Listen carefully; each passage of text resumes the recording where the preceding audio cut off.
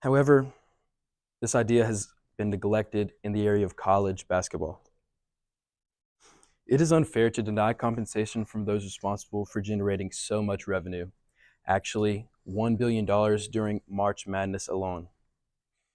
What we all need to realize is that these NCAA college basketball players are not receiving fair and appropriate compensation outside of scholarships, which can be argued as unjust when all the factors of a college basketball player's daily lives are considered. Every day, a college basketball player is training hard to succeed in their sport, risking their bodies and financial stability. They're hardworking with their diet, workout routine, and study habits. Let's imagine an NCAA college basketball player. Day in and day out, they are training hard in their sport, doing everything they can to move up on the roster of their team. One day, as he is in practice, he is training hard. He goes up for a rebound, and as he is coming down, he lands on his leg wrong, resulting in a severe injury. The doctor later confirms that he has torn his ACL. Although he did not have to pay to go to the university due to his athletic scholarship, he cannot play basketball for a minimum of a few months and up to 2 years. Unfortunately, this means his scholarship has been revoked. What can he do now? He has no more than a few $100s in his bank account. He was relying on the little money he had and his scholarship to survive on. If he is not getting paid from his scholarship and hasn't made money from a job, he is at a financial disadvantage. A student who is not an athlete has time to complete all their schoolwork, all while having enough time to work a normal job and make more money than the student athlete is, who is working equally as hard. How is this fair? Does this scenario line up with Plato's idea of justice? No, it does not. The student athlete should be able to make just as much as the normal student is.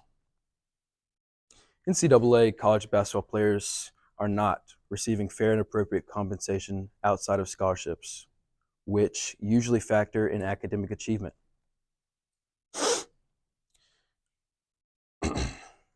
In the Bible, it is clear regarding God's message to those who misuse money, power, and influence.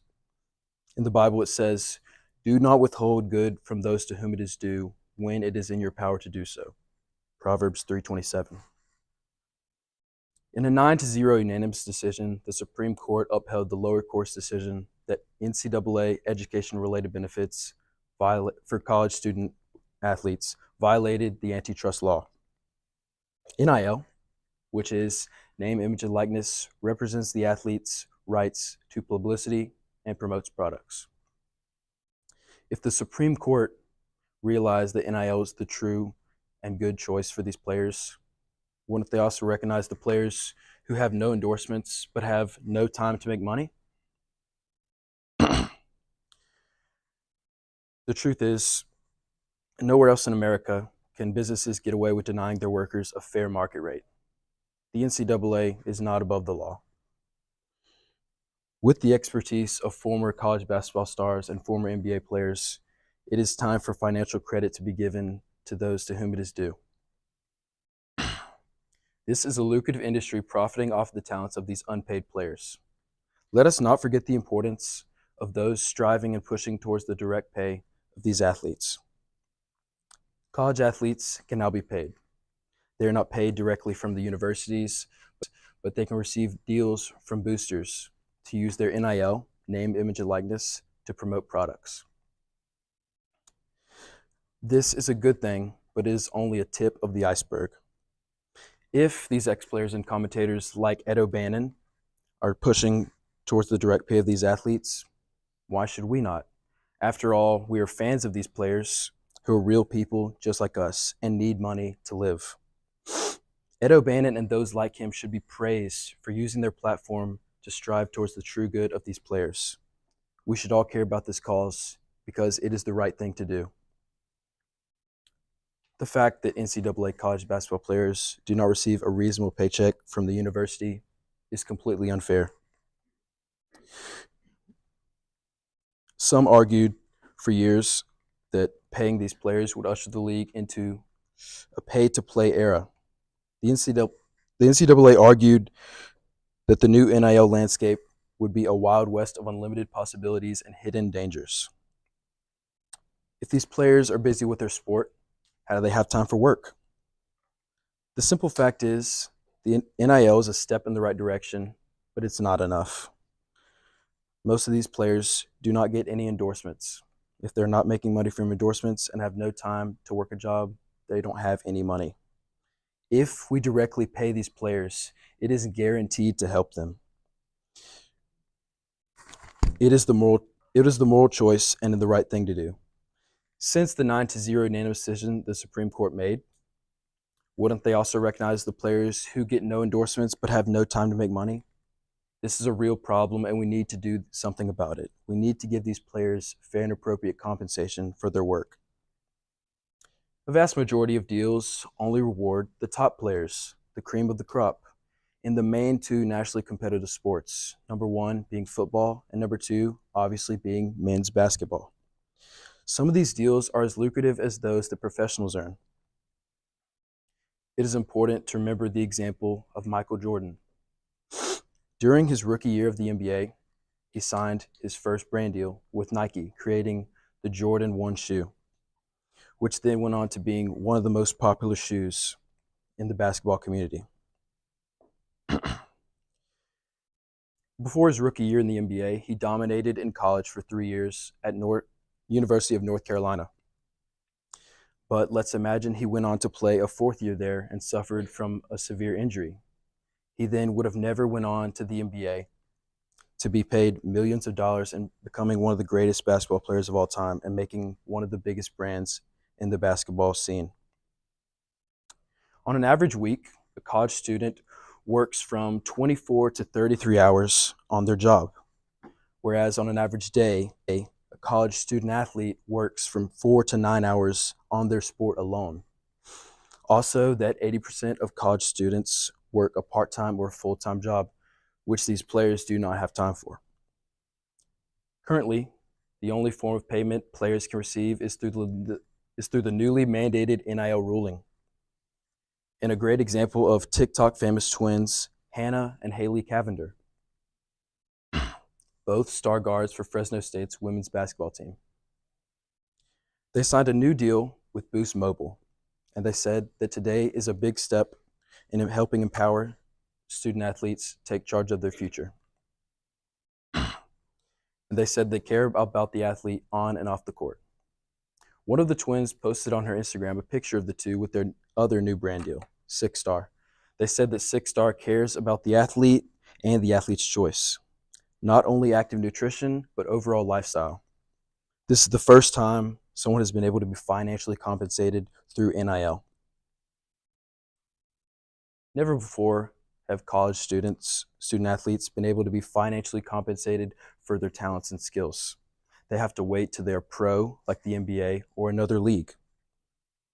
College student athletes make their schools millions of dollars a year, so they should naturally receive at least a small cut from that action. Everyone around them is making money, but the players responsible are making almost nothing. Ed O'Bannon and those commentators like him are helping shine a light on this issue that pervades the NCAA. Mark Droe, a researcher of college education, makes a statement that sums up this problem greatly. Everyone is making money off of college athletics except the players. These players are bringing so much attention to the universities every year. The players are providing the service but are making almost nothing or nothing at all if they have no scholarships or endorsements. Where else in our society does this unfairness happen? Athletes who aren't paid should still at least get a minimum wage stipend to help them live their everyday lives. The surprising fact is that only 50% of NCAA athletes are on a scholarship. What about the other 50% that are not on a scholarship and have no time to make money? As the NCAA's pie of money has gotten exponentially bigger, most athletes' share of that pie of money still amounts to crumbs. The average NCAA athlete has pocketed just around $4,000 in endorsement and NIL money. That's more than they can make bagging groceries, but it's hardly enough to cover even a used truck. Ask any college student if they experience any form of stress, anxiety, or depression when they're financially behind. Remember, these players range from ages 18 to 23. Just because they have become adults now, they almost certainly do not have their life together by then.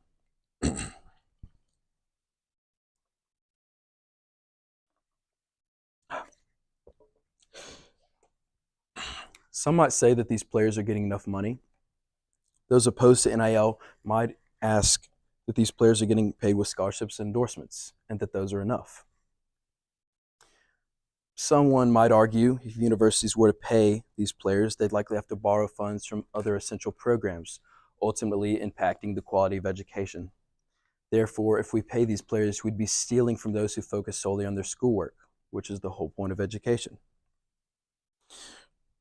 You might say it is true that these players are getting paid with scholarships and endorsements and that those are enough, but most of these players do not have a scholarship or a single endorsement. Shouldn't these players earn their privilege? Yes, of course they should. But in the area of NCAA college basketball, we can argue that they already have.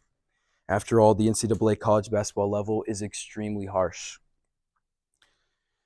Some say it is a privilege to play at that level since they enjoy it so much, but is it a privilege to simply cover the basic cost of living for these players? My argument is for all NCAA college basketball players that work hard, have a busy schedule, and simply do not have time for even a part-time job. Simply giving these players a stipend to help them live their everyday lives will not spoil any of them. We need to realize that these players work hard enough and put in plenty of hours that they deserve and need more money to live even a basic life.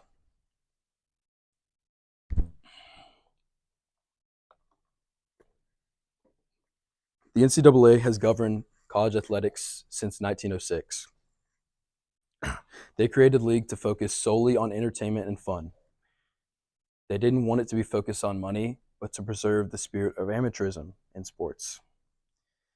The NCAA feared that paying these players would make fans not as interested if they were paid professional athletes. To this day, players still cannot demand a salary from their university. Finally, it is obvious that these players are being taken advantage of, and we need to give these players a stipend to help them live their everyday lives. If we do this, it will undoubtedly help these players and for the greater good of the people. We should always strive for justice and for the greater good of the people. These players are being taken advantage of, and we need to do something about it. Thank you.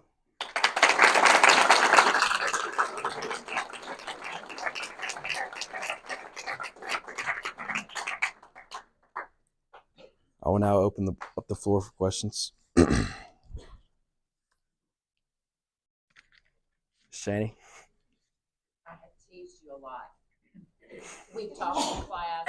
You know I do not agree with your argument, but I applaud you because you know a lot of people have said that to you, and you have stuck to your guns and you have pursued the course that you wanted to take. Right. And I'm very proud of you for doing that. Thank you. Now that aside. Okay. Okay. So I have a lot of questions. Okay. I'll narrow it down to two. Okay.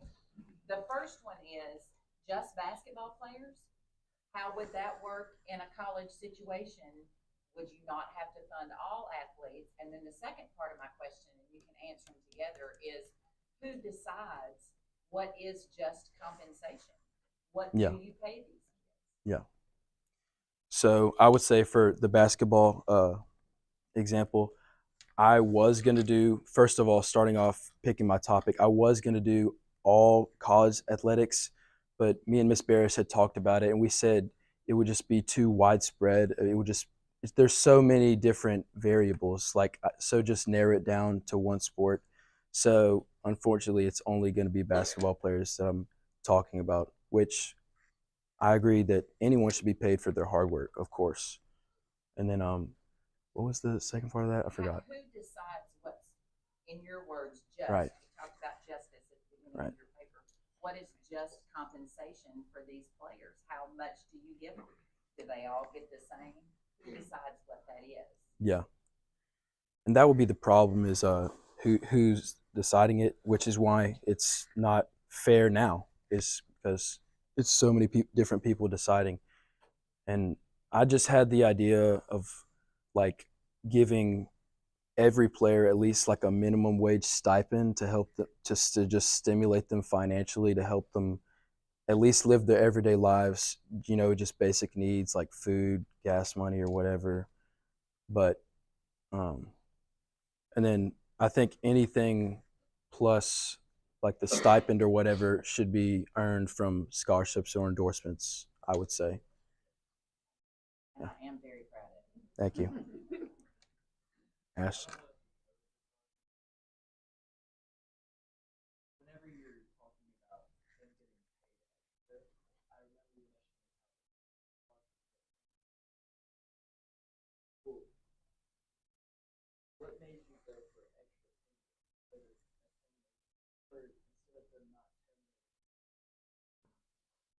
Hmm.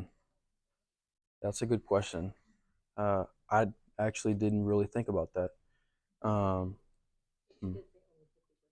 Yeah, only 50% of these players are even receiving a scholarship. So really, the other 50% that don't have a scholarship, they're not even getting any pay at all to begin with. So those two, but yeah, that's the real hard part about getting injured is there's almost no coverage for you as an athlete, and even sometimes your whole education can be taken away. Um, so, yeah.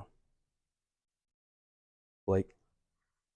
So recently, Nick Saban retired from coaching football, and obviously he's the most winningest football coach in college history. One of the biggest reasons why he retired was because he believed that the NIL was destroying the college sports, and he believed it was defeating the integrity of it because he believed the whole point of college sports is to get to that next professional level so that you could be played, or so you could be paid. Do you have any comments on that? Yeah. So basically, what you're saying is some of these players through NIL are getting paid too much money. Well, I think he was talking about when players are getting paid as much as professional athletes in college, it kind of defeats the purpose of it Hmm. because they're maybe not trying to perform as well. They're only trying to make as much money as they can. Yeah, that's actually a good point.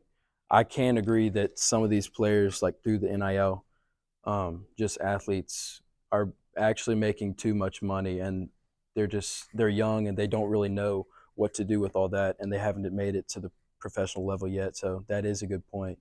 Um, but I wasn't really arguing as much for NIL. It was more like besides that, like for the players that don't have NIL or don't have a scholarship, that they should at least get, like a stipend to help them uh, live off of. But yeah, definitely some of these bigger, more popular athletes are making like too much money on NIL, and they're just, yeah, it's just, yeah. Oh.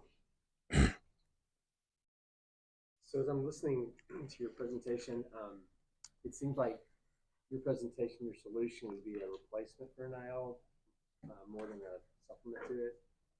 Yeah. So if you're at a place like Duke, they make a lot of money out of their basketball. Mhm. Maybe it makes sense to pay them something.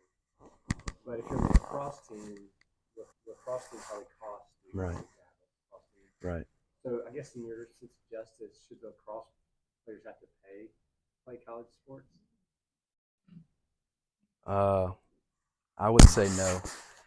Um, I'm more arguing that players should only get um, paid and a stipend from their own sport. Like if you play basketball and you're having to borrow like money from the football or like the education area, that's not that's definitely not fair. Like you should through paying them, you should only take money from that specific program that they're generating revenue to.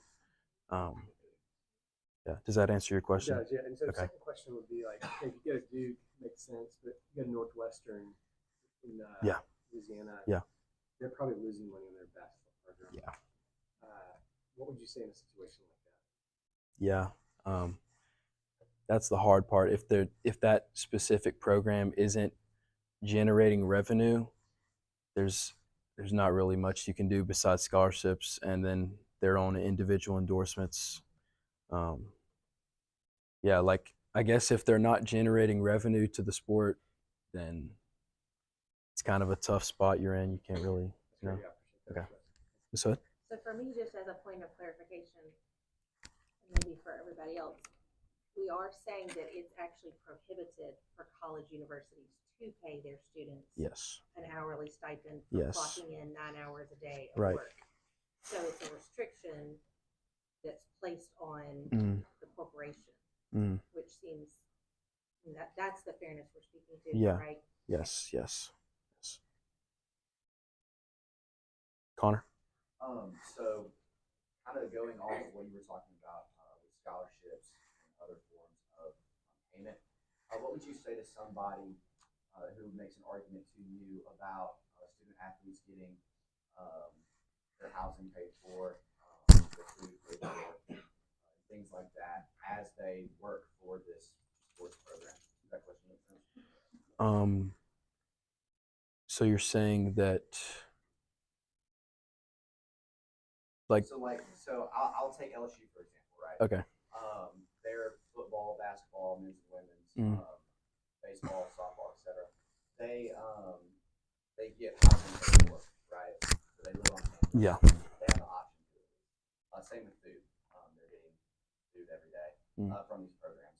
So what would you say to somebody that would argue that their payment for being on the team is their housing payments and their food payments and stuff like that? I actually could agree with that, to be honest, because if they're having money, yeah, just my argument was for them to have money for like basic needs, like their car or gas money, or like mainly their food and living. Yeah, so I actually would agree with that. Yeah.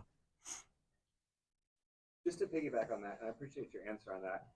Also appreciate the Plato quote in the beginning about justice being the order and duty of parts of the soul.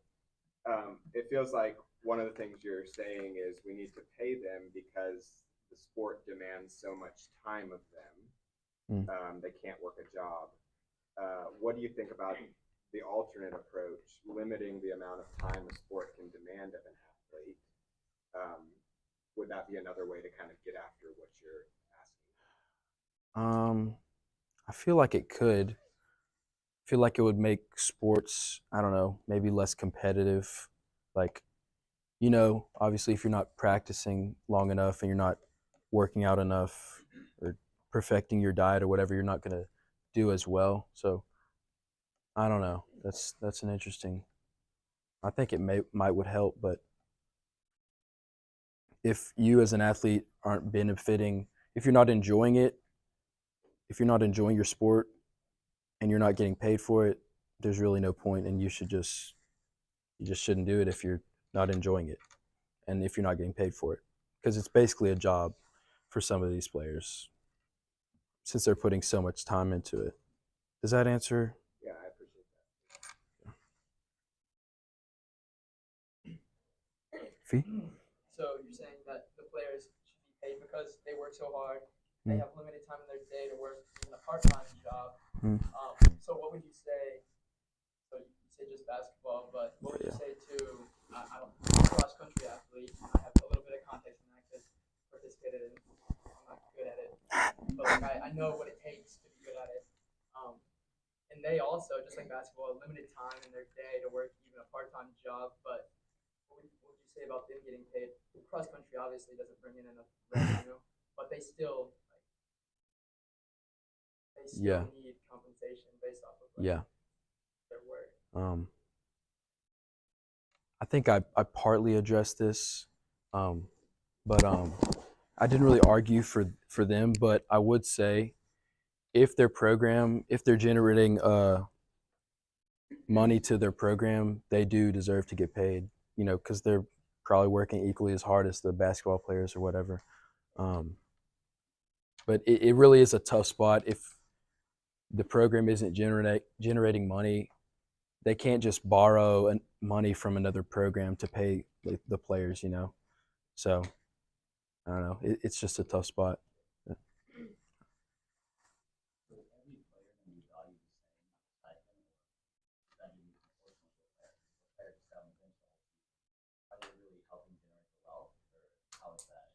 a good point.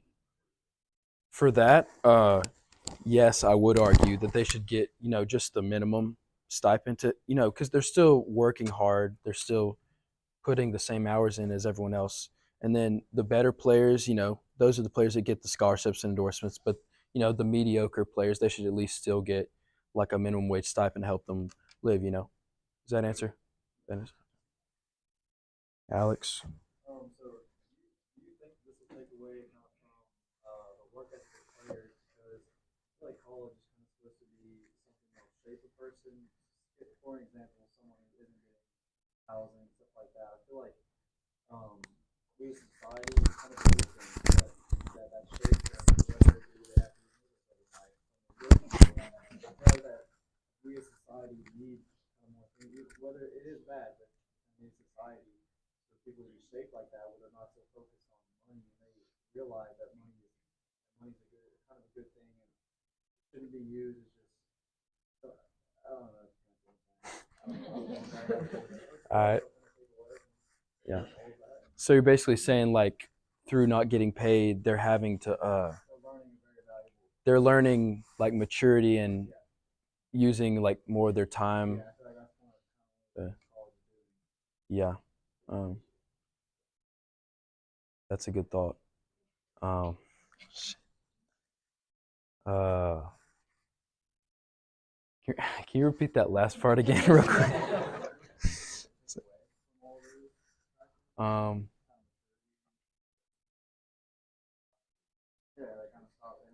I mean,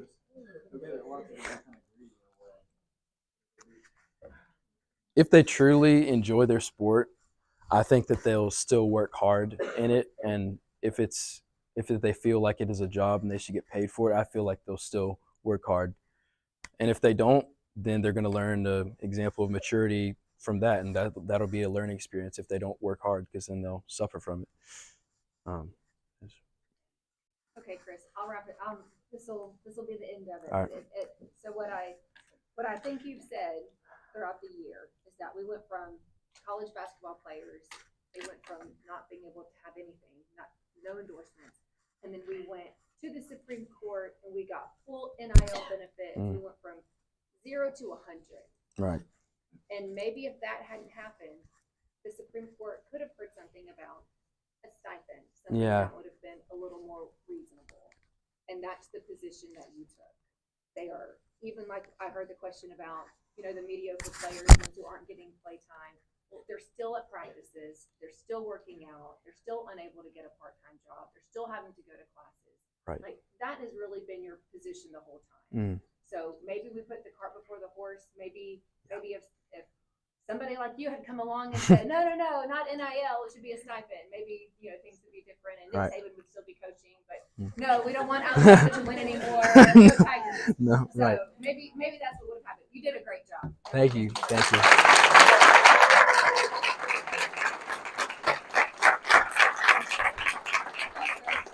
You know, it's not on.